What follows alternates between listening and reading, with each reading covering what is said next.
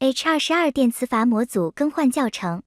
更换电磁阀模组前，先将机器的水和电切断，然后拆开机器右侧板和背板，参照 H22 左右侧板拆装和 H22 背板拆装教程，然后找到机器后下方的水泵，用十字螺丝刀松掉水泵的2颗固定螺丝，然后用手机拍照记录下电磁阀模组的接线和管路接法，然后用活动扳手松掉水泵左侧的3条水管。然后将水泵组件抬起，直至底部螺丝不再卡住底板，再将水泵组件拉出，然后松掉电磁阀模组上方的2条水管。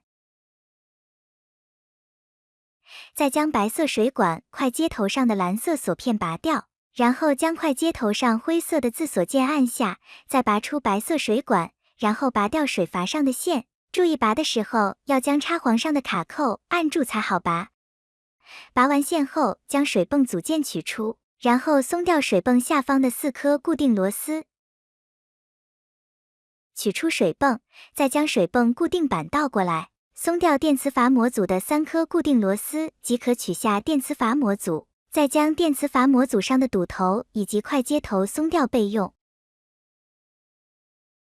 取出新的电磁阀模组，将两端的活接弯头和堵头调整至视频中所示方向。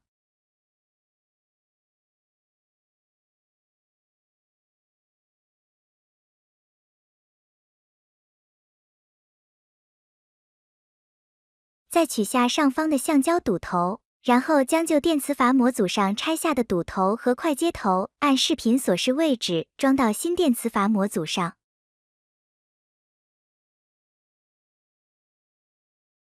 再将电磁阀模组按视频中方向装到水泵固定板上，锁紧3颗固定螺丝，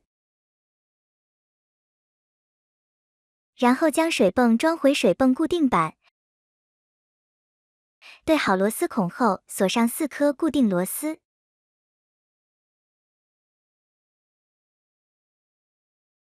然后将装好的水泵组件放回机器，按开头拍照记录的管路接法将水管接回。视频中蓝白色水管装在第2个口，喷枪管路装在第1个口。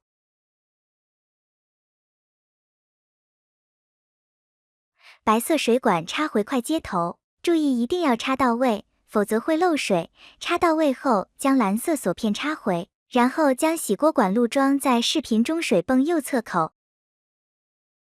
进水管装到电磁阀模组的金属口上，最后一条管装在水泵左侧口。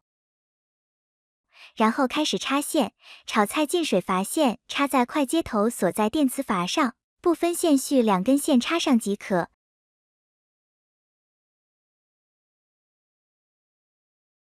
油烟阀线插在蓝白管所在电磁阀上，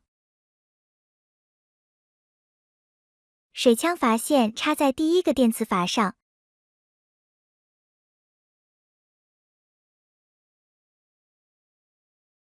最后将水泵的2颗固定螺丝锁上即可。电磁阀模组更换完成。